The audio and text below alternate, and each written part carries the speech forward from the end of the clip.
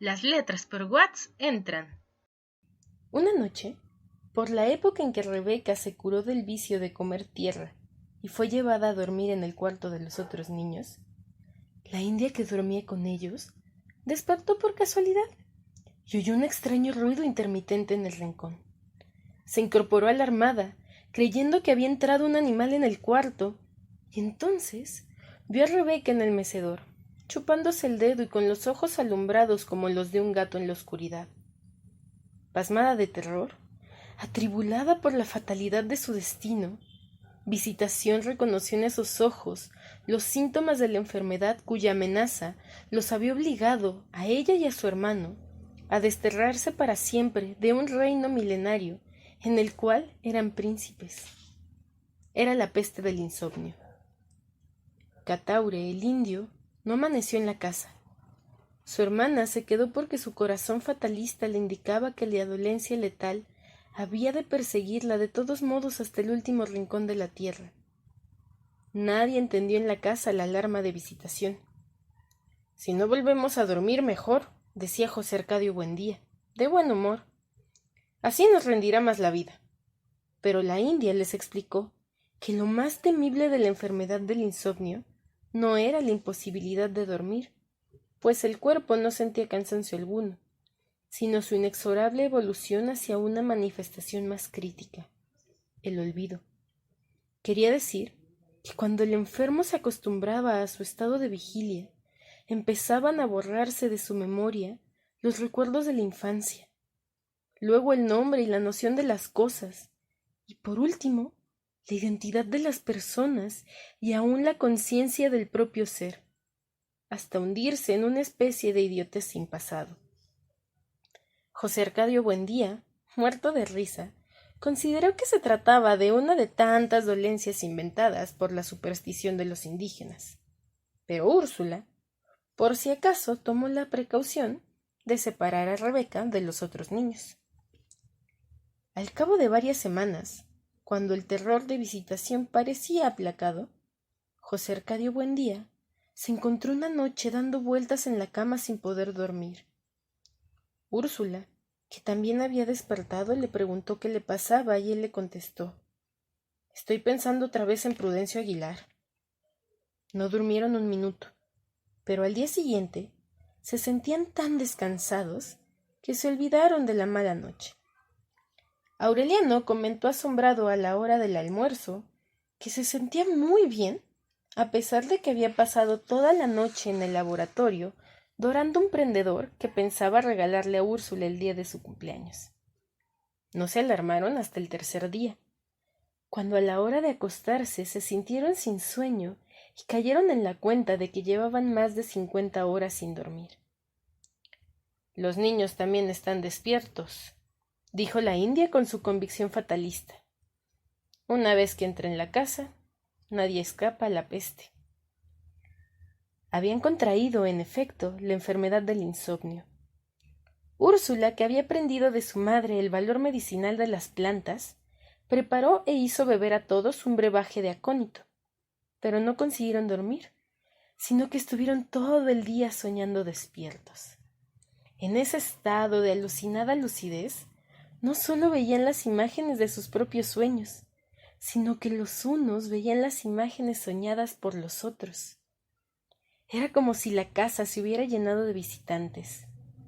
Sentada en su mecedor en un rincón de la cocina, Rebeca soñó que un hombre muy parecido a ella, vestido de lino blanco y con el cuello de la camisa cerrado por un botón de oro, le llevaba un ramo de rosas. Lo acompañaba una mujer de manos delicadas, que separó una rosa y se la puso a la niña en el pelo. Úrsula comprendió que el hombre y la mujer eran los padres de Rebeca, pero aunque hizo un gran esfuerzo por reconocerlos, confirmó su certidumbre de que nunca los había visto. Mientras tanto, por un descuido que José Arcadio Buendía no se perdonó jamás, los animalitos de caramelo fabricados en la casa seguían siendo vendidos en el pueblo. Niños y adultos chupaban encantados los deliciosos gallitos verdes del insomnio, los exquisitos peces rosados del insomnio y los tiernos caballitos amarillos del insomnio. De modo que el alba del lunes sorprendió despierto a todo el pueblo. Al principio nadie se alarmó. Al contrario, se alegraron de no dormir, porque entonces había tanto que hacer en Macondo que el tiempo apenas alcanzaba. Trabajaron tanto que pronto no tuvieron nada más que hacer y se encontraron a las 3 de la madrugada con los brazos cruzados, contando el número de notas que tenía el valse de los relojes. Los que querían dormir, no por cansancio sino por nostalgia de los sueños, recurrieron a toda clase de métodos agotadores. Se reunían a conversar sin tregua, a repetirse durante horas y horas los mismos chistes y a complicar hasta los límites de la exasperación el cuento del gallo capón, que era un juego infinito en el que el narrador preguntaba si querían que les contara el cuento del gallo capón, y cuando contestaban que sí, el narrador decía que no les había pedido que dijeran que sí, sino que si querían que les contara el cuento del gallo capón. Y cuando contestaban que no, el narrador decía que no les había pedido que dijeran que no, sino que sí querían que les contara el cuento del gallo capón. Y cuando se quedaban callados, el narrador decía que no les había pedido que se quedaran callados, sino que sí querían que les contara el cuento del gallo capón. Y nadie podía irse, porque el narrador decía que no les había pedido que se fueran, sino que sí querían que les contara el cuento del gallo capón. Y así sucesivamente, en un círculo vicioso que se prolongaba por noches enteras. Cuando José Arcadio Buendía se dio cuenta de que la peste había invadido el pueblo, reunió a los jefes de familia para explicarles lo que sabía sobre la enfermedad del insomnio, y se acordaron medidas para impedir que el flagelo se propagara a otras poblaciones de la ciénega.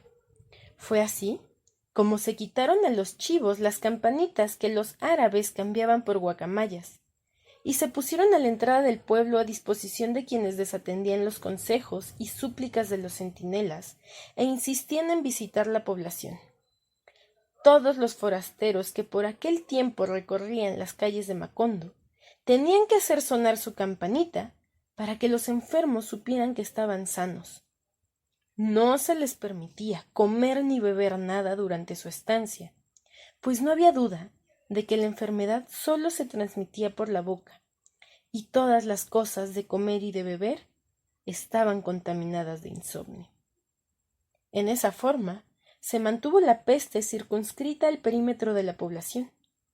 Tan eficaz fue la cuarentena que llegó el día en que la situación de emergencia se tuvo por cosa natural y se organizó la vida de tal modo que el trabajo recobró su ritmo y nadie volvió a preocuparse por la inútil costumbre de dormir.